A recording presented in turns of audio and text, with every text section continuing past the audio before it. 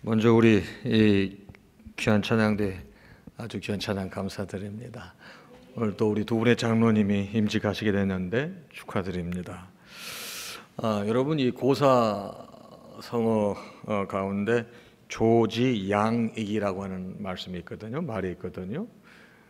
이 새는 두 날개로 난다는 뜻을 조지양익이라고 하고, 또 수레는 두 바퀴가 있어야 제대로 움직인다 그럴 때는 거지양륜이라고 합니다. 그렇지 않겠습니까? 새가 나르려면 한 날개만 가지면 못 나르지 않겠어요? 두 날개가 있어야 잘 나를 수 있고, 또 수레도 여러분 바퀴가 두 개가 있어야 잘 이렇게 작동하지 않겠습니까? 그렇습니다. 세상 사는 두 날개가 조화를 이루어 날개짓을 할 때도 건강하듯이 우리 인생도 세상 사는 세상도 두 바퀴가 균형을 이루며 작동할 때 이렇게 앞으로 나갈 수 있는 거죠. 예를 들어서 정치 이념을 한번 보도록 하겠습니다. 정치 이념의 핵심 가치는 두 가지지 않습니까?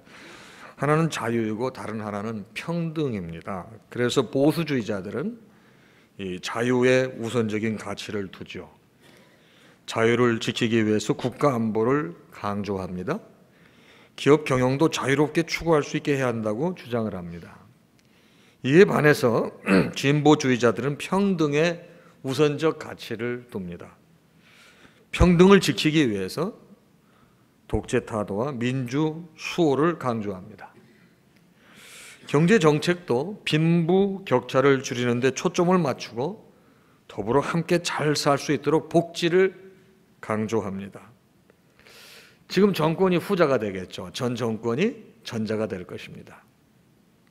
그런데 이 두 가지는 취사 선택의 문제가 아니에요. 새의 양 날개와 같은 것이죠. 수레의 두 바퀴와 같은 거예요.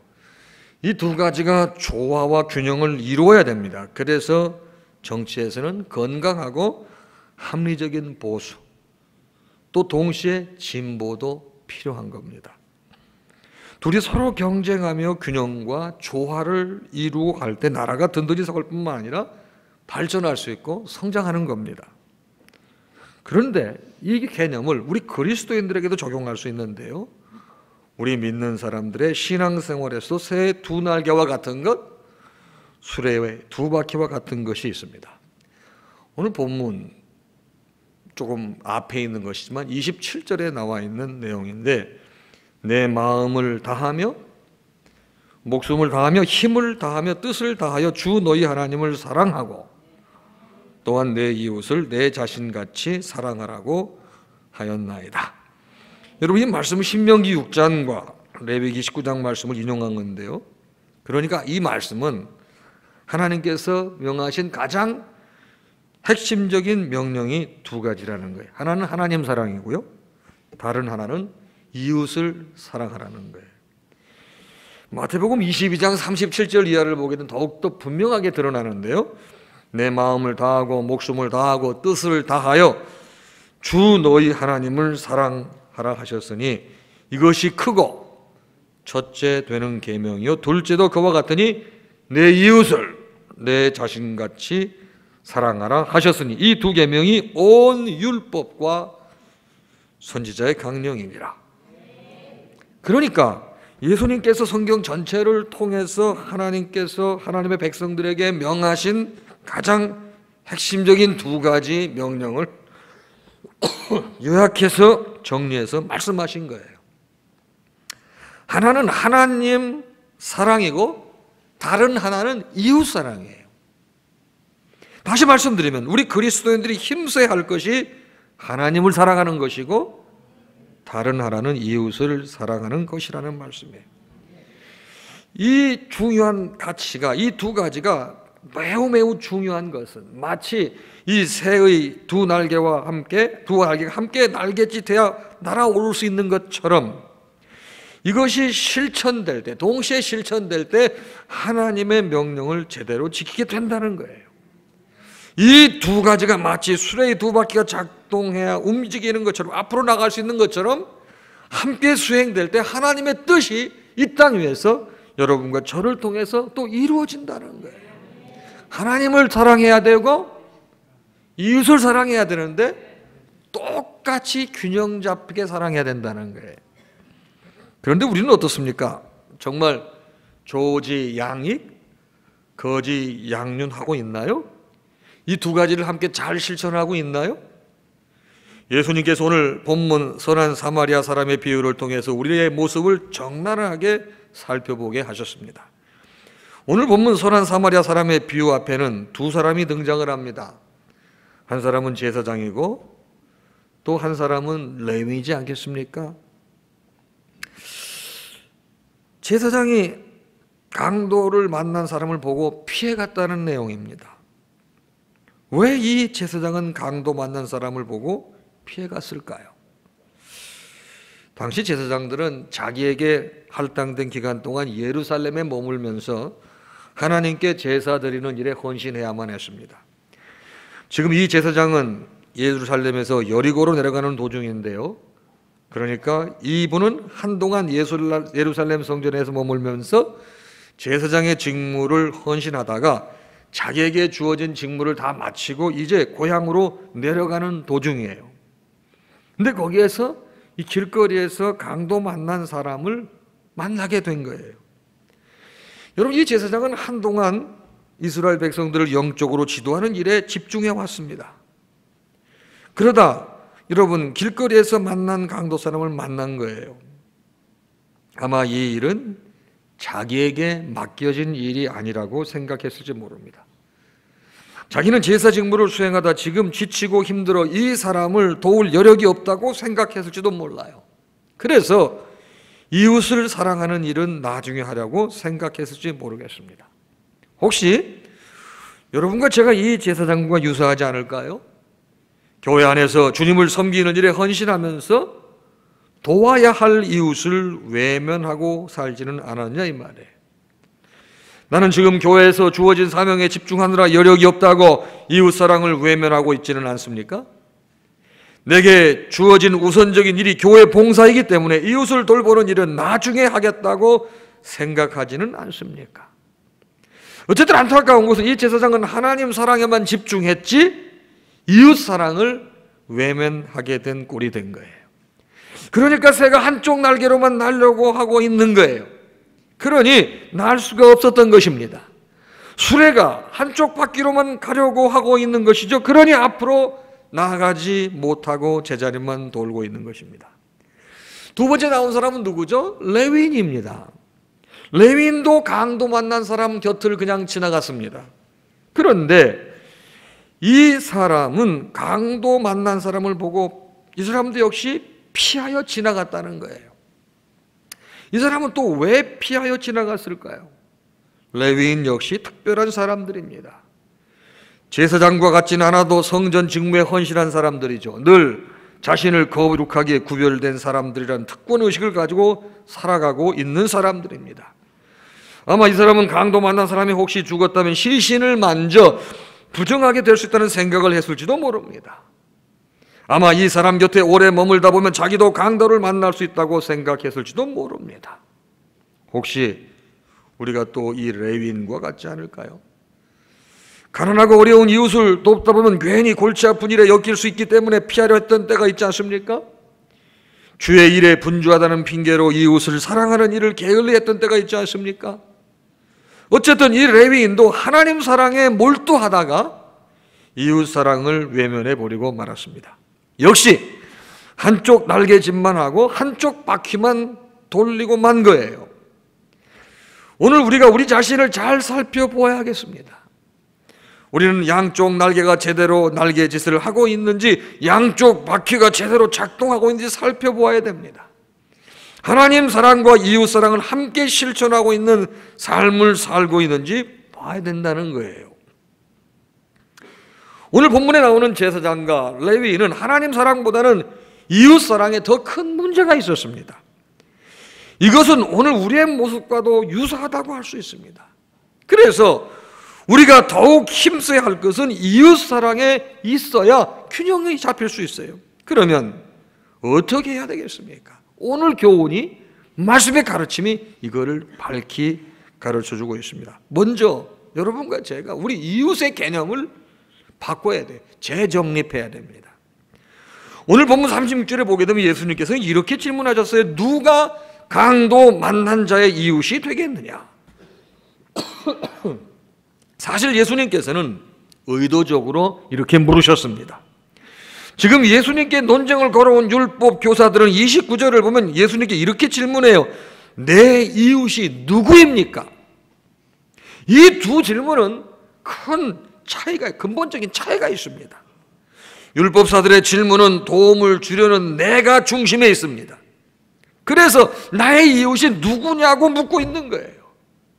그러나 예수님께서는 도움을 받으려는 사람이 중심에 있습니다. 그래서 누가 강도 만난 사람의 이웃이냐고 물으신 거예요. 그렇습니다. 예수님께서 지적하신 것은 이웃의 개념을 바꾸고 새롭게 정립해야 된다는 거예요. 도움을 받을 사람이 이웃이 아니라 돕는 사람이 이웃이 돼야 한다는 말이에요. 사실 여기에 큰 차이가 있습니다. 도움을 받을 사람이 이웃이라는 말은 돕는 사람이 주체이고 도움을 받는 사람이 객체라는 말이에요. 이것은 내가 도울 이웃을 선택할 수도 있다는 말이에요. 내가 어떻게 무엇을 도와야 될지 내가 고를 수도 있고 결정할 수도 있다는 거예요. 그래서 정작 도움을 받는 사람에게는 돕는다고 해도 꼭 필요한 것들을 돕기가 어려울 수가 있어요. 때로는 돕는다고 하면서도 불쾌하게 만들 때도 많이 있습니다. 우리 조 목사님 잘 아시겠지만 저희 교회 옆에 삼동 소년촌이 있었어요. 제가 그 원장 삼동 소년촌이 쉬운 말로 보게 되면 그 고아원 비슷한 데거든요. 그 원장님이 구세군 사관이신데 한 번은 저한테 와서 막 푸념을 하시는 거예요. 목사님, 연말 연시가 되게 되면은 뭐 정치인들이라든가 기업에서 대표들이 많이 찾아옵니다. 이런 얘기하는 거예요. 근데 한 번은 어느 기업에서 정말 여러분 귀한 오리털 파카를 가져왔다는 거예요. 여러분 오리털 파카는 지금도 비싸잖아요. 그런데 옷을 펴보니까 여기에 모 기업 증이라고 딱 써 있는 거야. 애들이 그거를 입고 학교를 못 가는 거예요. 창피해가지고. 이해가 되시겠어요? 무슨 말인지.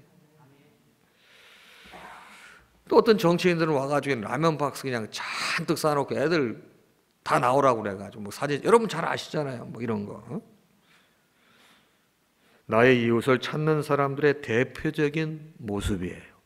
내가 주체가 되고 도움을 받는 사람들의 객체가 되면 이런 어려운 곤란한 일이 생길 수 있다는 겁니다. 여러분, 우리가 이웃 사랑을 이렇게 해서는 안 되는 거죠. 예수님께서는 돕는 사람이 이웃이 되어야 한다고 말씀하고 있는 거예요. 이 말은 도움을 받아야 할 사람이 주체이고 돕는 사람이 객체여야 한다는 말씀이에요.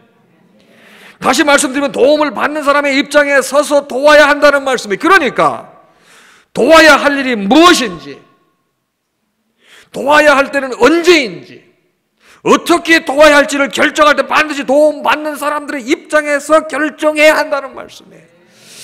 자, 그런데 오늘 두 분 장로님을 세우는데 이 말씀하고 무슨 연관이 있길래 이런 얘기를 제가 할까요? 여러분, 제가 이렇게 목회를 하면서 보니까 되게 우리 교우분들이 하나님 사랑은 잘 하시더라고요. 근데 이제 교회를 나가게 되면은 이웃 사랑하는 게 하나님 사랑하는 것만큼 못해요.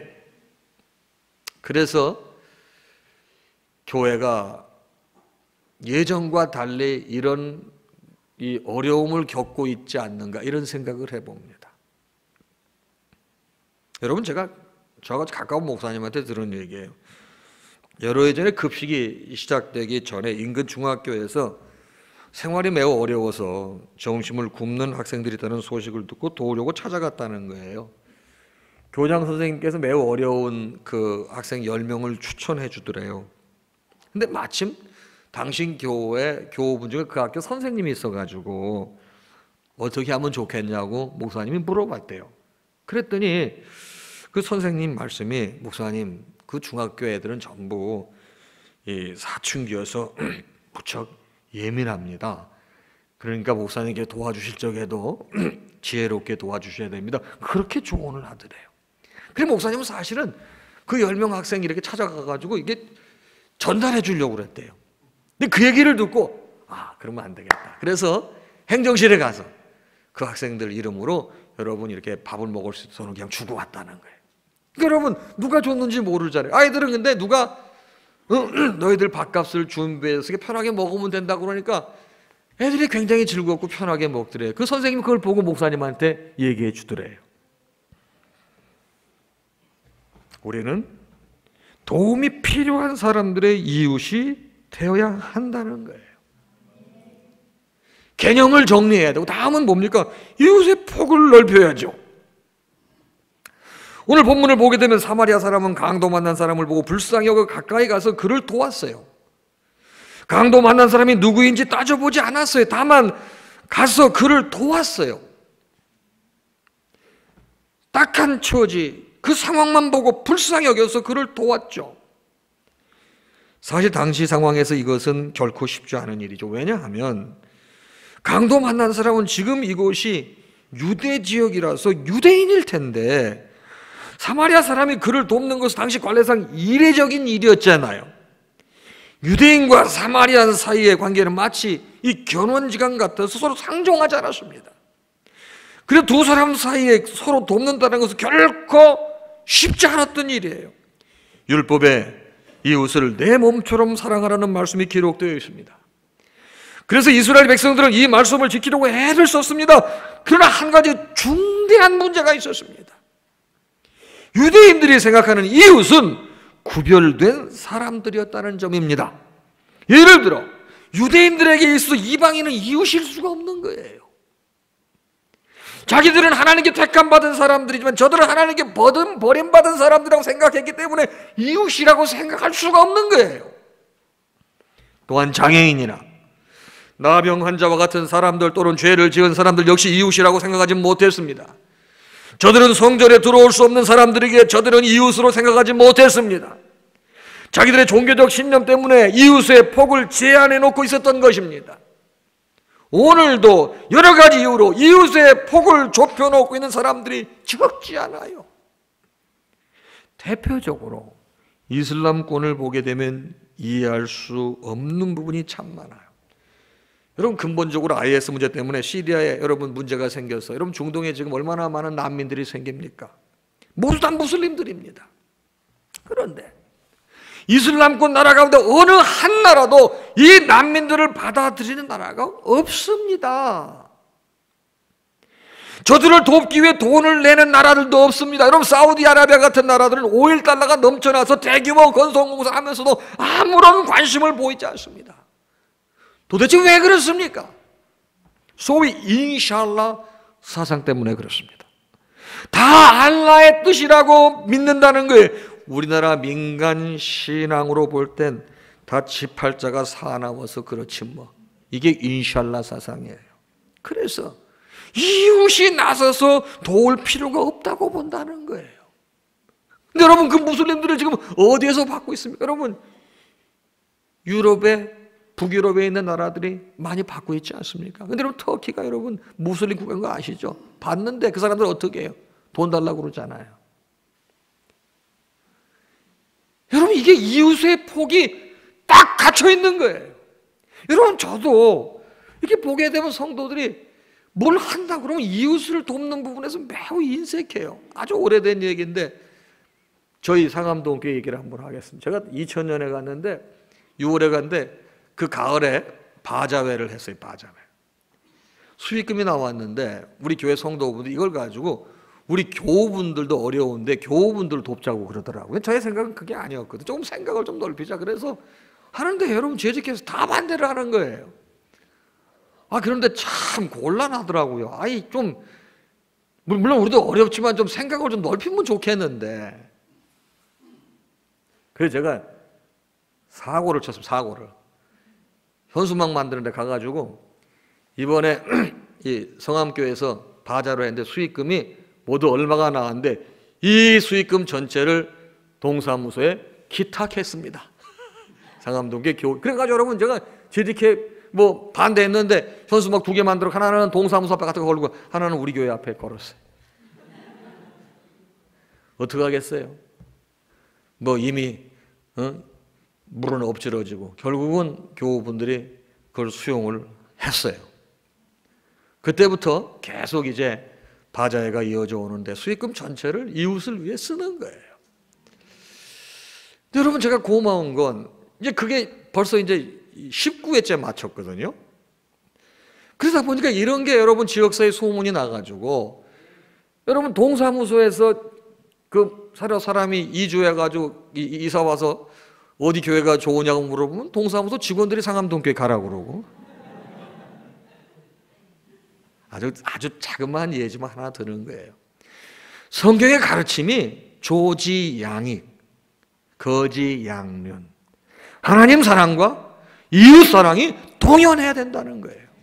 저는 오늘 인간께서 너무나 귀한 장로님 2분 세우시는데 우리끼리 사치기 사포포하지 말고 우리 교인들끼리 잘 먹고 잘 사고 좋다고 그러지 말고 이웃 사랑하는데 우리의 마음과 정성과 에너지와 여러분 리소스도 사용해야 하나님 나라가 세워지고 이 인간교회가 이 지역사회에서 존경받고 선한 영향력 있는 교회가 될 줄로 믿기에 이 말씀을 전하는 것입니다. 예수님께서는 여러분과 저에게 이웃의 폭을 넓히라는 거예요. 그래서 마태복음 5장 44절은 이렇게까지 말씀하셨어요. 나는 너희에게 이르노니 너희 원수를 사랑하며 너희를 박해하는 자를 위하여 기도하라. 무슬림하고 완전히 다르잖아요. 걔네들은 네 팔자가 사나워서 그렇다고 하는데 예수님은 원수도 사랑하고 핍박하는 자를 위해서 기도하라는 거예요. 여러분 복수를 해도 시원치 않을 원수까지 사랑하라고 말씀하신 거예요. 지금 자기를 박해하는 자까지도 위해서 기도하라는 거예요. 그래서 기독교 국가인 유럽 각국들은 이슬람 테러 분자들 때문에 그렇게 고통을 받고 있으면서도 이슬람 난민들을 받아들이고 있는 거예요. 그렇습니다. 우리 그리스도인들은 이웃의 폭을 넓혀가야 됩니다. 지역과 남녀와 빈부와 국가와 인종의 장벽을 넘어야 되죠. 심지어 이념과 나와의 과거 원한 관계까지 넘어서야 됩니다. 이것은 결코 쉽지 않지만 해야 되는 거 아니겠어요? 주님께서 가르쳐 주신 하나님 사랑과 이웃 사랑을 함께 잘 실천해야 됩니다.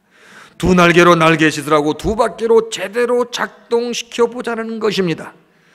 그래서 우선 하나님 사랑하는 일은 지금까지 한 것처럼 열심히 이어가야 되겠습니다. 그리고 이웃 사랑하는 일은 지금부터 더 열심히 해서 균형을 잡아가야 된다는 거예요. 이를 위해 우리는 먼저 우리가 누구의 이웃이 되어야 할 것인가를 잘 살펴야 되겠습니다. 성도 한 사람 한 사람의 주변을 살피면서 우리가 누구의 이웃이 되어야 할지를 살펴야 된다는 거예요. 여러분 이게 전도예요. 여러분 이제 예수 믿으라고 그래가지고 믿는 사람이 얼마나 있을 것 같습니까? 여러분 제가 기가 막힌 기사를 읽었어요. 앞으로 예수 믿으라고 전도하면 경범죄로 처벌할 수 있다는 그런 문자까지 지금 돌아요. 여러분 그럼 전통적인 방법으로 이제 전도가 될 것 같습니까? 아닙니다.